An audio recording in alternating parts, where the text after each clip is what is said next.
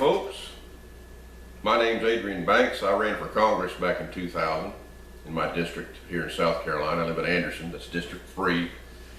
I got to meet Lindsey Graham back then when he was running for re-election in the House.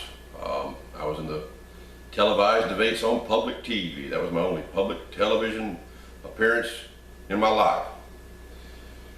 But what I'm going to do now is I'm going to share a lot of my knowledge that I've gained over the years with you. I've spent years doing legal and historical research. I've gained a lot of knowledge through the years, and there's a lot of things that y'all don't know. I'm just telling you that. It's no insult to anybody out there, but our educational system, I hate to tell you, it's dumbed you down. They've hidden a lot of things from you, things that you have a right to know, okay? And so I'm going to do videos as I have time, and I'm going to put them out there, and people that have an interest in listening to what I have to say and learning stuff that they may not know, you can watch. Right now, a lot of people are wondering about what the hell is wrong with the media and the press. I mean, Donald Trump's got them in an uproar. They are all tore up. And I remember deframing houses. See, I've done construction all my life. Back in the 80s, I was framing houses in Oakwood, Georgia, not too far out of Atlanta. And there was an old boy I worked with called Bobby Buffington, and that was one thing he always said, man, they all tore up. And they all tore up, ain't they? Well, what's the problem with the media and the press? Well, there's a maxim of law, folks, that basically says the most important part of anything is its beginning. And that's true. If you want to understand what's going on today, you must understand how things began. And if you understand how things began, you can see how it's progressed over time to where we are today. Now, television, it took many years to develop television. Television was developed by private enterprise. Many years of work went into it, a lot of costly research and development. Finally, in 1940, it was ready to market. But something happened in 1940. You see, that was when we were under depression. And when they were ready to market television, lo and behold, the FCC just blocked it. Boom, no, you can't sell televisions. You can't do that. See, RCA was ready to sell the televisions. And for a whole year, they didn't let televisions get sold. Why? Let me read you some of the stuff from some of the books I found over the years. This is a book from 1940. It's called The Roosevelt Coup d'etat by a man named Sterling Edmonds. He was a member of the St. Louis Bar. He was a lawyer back then. He saw what happened back then with Franklin Roosevelt and his New Deal. This is what he said.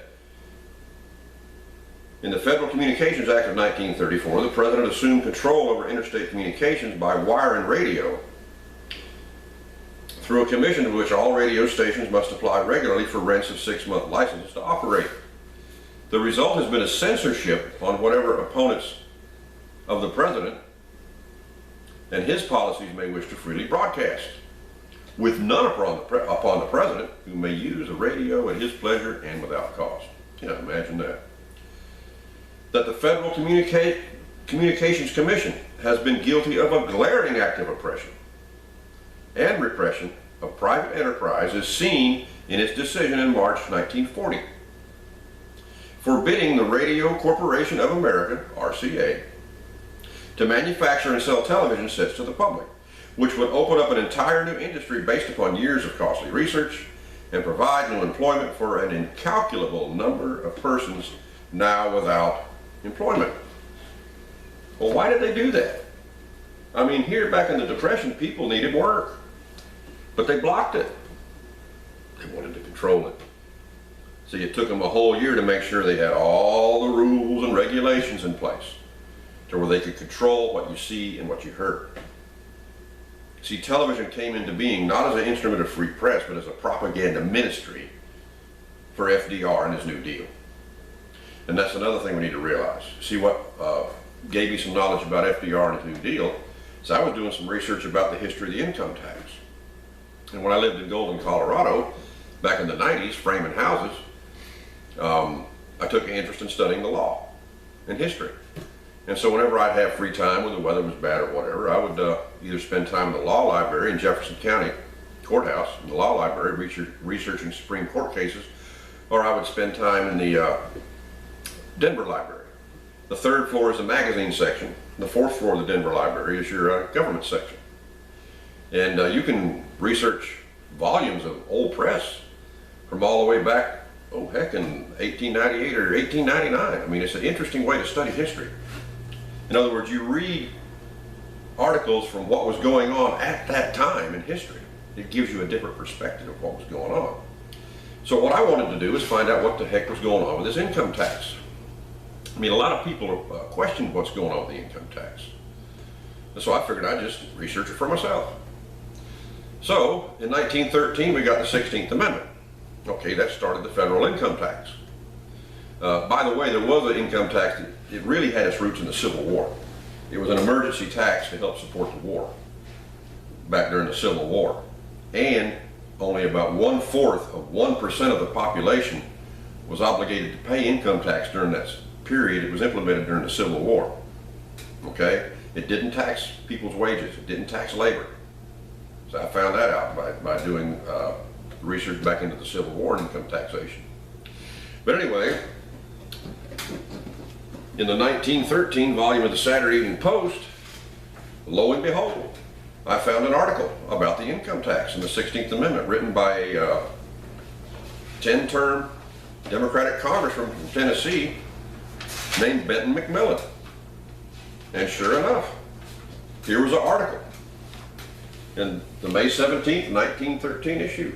The income tax tells you all about it. Okay? And if we read this article, and I'll go into this more in another segment, but it just shows in this article, the income tax, when it started, was only designed to tax the gains and profits of business activity. Or like McMillan said, you know, the accumulated wealth in the hands of the few. I mean, these wealthy people and these big corporations.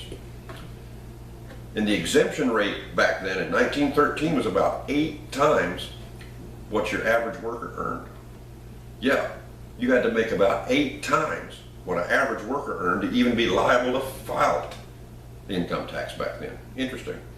And for 23 years after 1913, less than 3% of the people were required to pay income tax, and the income tax did not tax the labor or the wages of working people. So I knew there had to be a period in history where this all changed. So I went forward in time, going through old volumes of press, the 20s into the 30s, and boom, when that New Deal and Franklin Roosevelt started, that's when it changed. I found the New Deal. And man, I'm telling you what, the guy that was editor of the Saturday Evening Post, his name was George Lorimer. He was editor from 1899 through 1936. And a lot of the people that wrote for the Saturday Evening Post were through that time period too. The cartoonist Herbert Johnson too. And Lorimer at first, when FDR was elected, they didn't have anything bad to say about him. But when they took office, they started exposing what they were doing because they were violating the Constitution and imposing a new system on us. Okay? And basically there was an article back then from 1933 called 100 Days by Garrett Garrett. I believe it appeared in one of the August issues. And it pointed out that constitutional government had been suspended. See, what happened when FDR got elected, he had an association of people with him called a brain trust. Okay, and what it was actually was a collection of socialists. And all the New Deal did, and there's another article from 1935 called Stumbling into Socialism, that took the Socialist Party platform and laid it right beside what the New Deal accomplished. And that's all the New Deal did. It just fulfilled the Socialist Party platform. That's where Social Security came from. It was part of the Socialist Party platform. And actually the socialists were going to amend the Constitution to legalize Social Security. Whereas the socialists of the New Deal just did it. And rather than amend the Constitution, they attacked the independence of the courts and packed the courts. It worked. It worked. Okay? Because this is what's wrong with your media today. You know, the media came into being under strict FCC regulations. It wasn't an instrument of free press. In other words, the media became a propaganda ministry for this new form of government that was imposed on people in violation of the Constitution way back then. And you see, since most of us have been born into this system, and they control our educational system too, it just all seems normal, because that's the way we're mentally conditioned to think. It's like a guy before the Civil War named Hinton Helper pointed out in his book, Impending Crisis of the South. He was a North Carolinian. And he pointed out that way back then the slaveholders were the exclusive manufacturers of all public sentiment back then. In other words, the slaveholders controlled the educational systems, they controlled the press. In other words, they controlled everything your mind was fed from the cradle to the grave. So if you were born and raised in that slave system back then, it just all seemed normal. Didn't think there was anything bad about it. And you would be mentally conditioned to look with scorn upon anybody that opposed it. And they did. I mean, they hated the abolitionists. I mean, look what happened to Elijah Lovejoy, if you remember him from history. I mean, they went and destroyed his printing press, killed him, murdered him, because he printed materials against slavery. But let me read you something else about what happened to the press back then, too. See, one thing I found about doing this research, I mean, press articles prior to the New Deal, I mean, they were very informative, very educational. They're not like that anymore, are they? Yeah.